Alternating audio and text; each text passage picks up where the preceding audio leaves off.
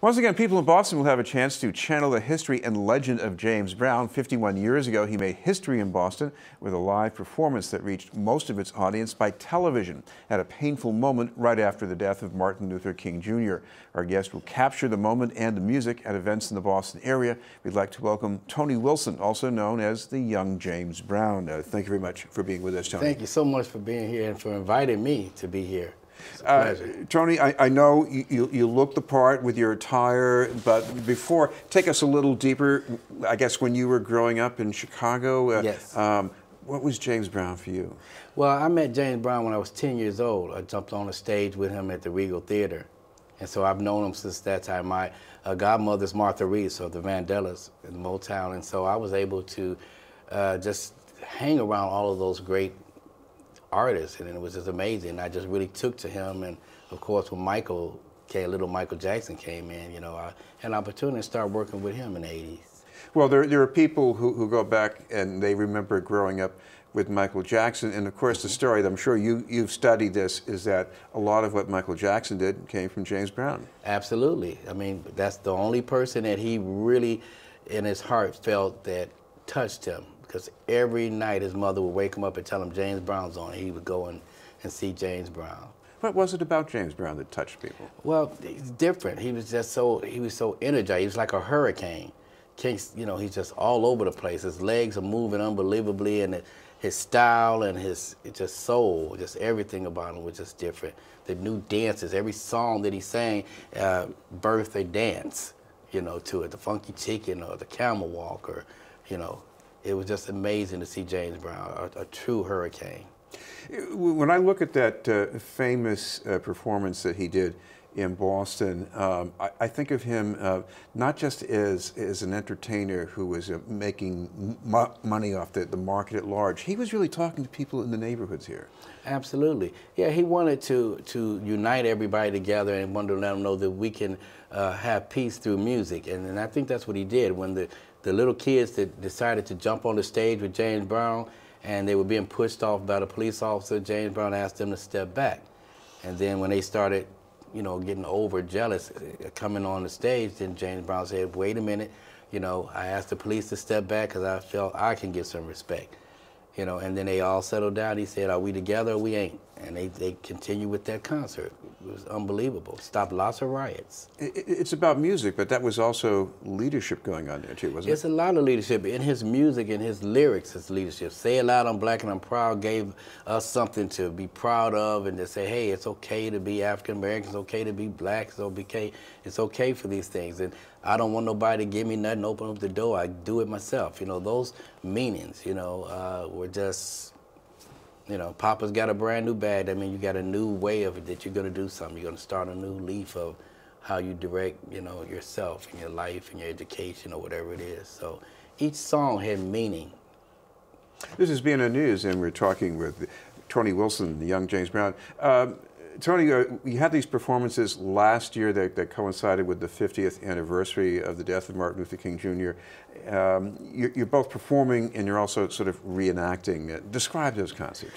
Yeah, well, you know, starting off with James Brown, for those that didn't know in Boston that he was a hurricane. He started off with I Can't Stand It. He'll go into some of the signature songs, whether it's Sex Machine or Get Up Off of That Thing. You know, it's something that embraces everybody. Everybody gets a chance to feel the spirit. And what we create is we had like 8 horns, 3 lead guitar players, bass player, 2 drummers, congas, singers, and we also had local Boston talent. But we created in a certain way where we hitting all of the hit songs that everybody knows.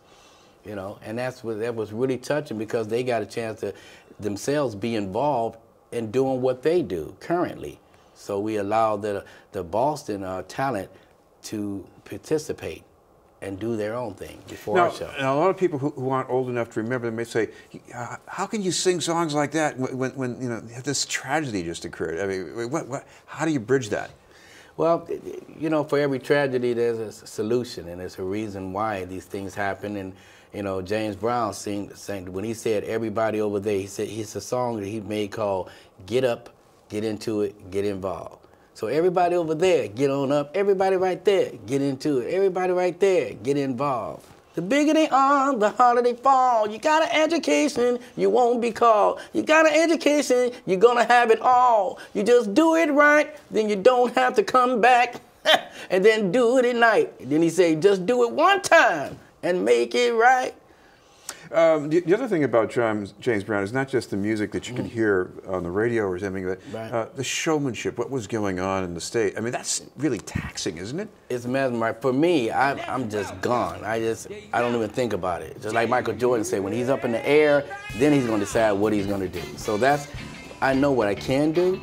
I know what I can do for me as my own original, what I've learned from Michael Jackson, what I learned from James Brown and Prince, and I collaborate that and I back up and I do a flip, split, spin, walk on my head. I got my own signature move. So all of the moves that I do are very spellbound because they're unexpected. Nobody can say, hey, watch this, he's getting ready to do that, because you never know. Well, I know you have this sort of a reenactment concert coming up April 4th at Roxbury Community College. Yes. You're also collaborating with another artist, maybe with a different sort of lineup happening in March. Tell me about that. Yeah, well, in my show, we have from China, Judy Lei. And Judy Lei is a violinist. Her father and mother wrote like 23 books. Half of China has them. It's a big composer, Dr. Lei. Judy's song is crossover. She does Whitney Houston. She does all these pop songs that people know. It's not just the classical. For seeing her show March 15th at the Regent Theater, she's Judy Lei on YouTube. She's spellbounding. I mean, when you'll end up crying when you hear her. It's like hearing the Righteous Brothers, you know what I'm saying, from Ghost. Unchained Medley. She's gonna do Bohemian Rhapsody. She's gonna do some Janet Jackson. She's gonna do some Whitney. She's gonna do some Beyonce. So it's just mesmerizing how talented she is. And so March 15th, you're gonna have her at the Regent Theater.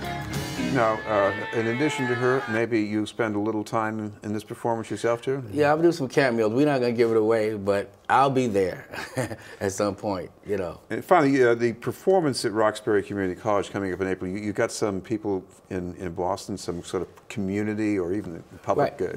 We actually have, the band that we're using is from here. They're called the Brother Walk Band, and they're great. They got 2 twin sisters that are awesome. You know, so we got like a 12, 13-piece band, and we have a lot of other local talent. Actually, Commissioner Gross is going to provide us with some of the talent that he has. I think maybe the police band or some of the talented kids he has. And he's also sponsored 100 kids to get in free, you know. Right. Well, for other people who still need to chase down the tickets, what's the best way for them to follow up? Well, for Roxbury on April 4th, then they can just come at the door, and they're $5 for kids and $10 for adults. And the first 100 kids get in free. For Judy Lei's show, it's going to be at the Regent Theater on March 15th, and that's coming up, and that's going to be a really super-duper nice show. You're not going to see anything like that show. And I heard ticket sales, you go to the regenttheatre.com and you can get all the information on the pricing. But it will be March 15th. Our show for Martin Luther King and James Brown is going to be April 4th at Roxbury Community College from 4 p.m. to 10 p.m. And then April 5th, we'll be doing it in Arlington, and that will be at 7 Medford, same place, the regenttheatre.com. And that's going to be April 5th. Thank you very much for being with us. Thank you. Tony Wilson, the young James Brown.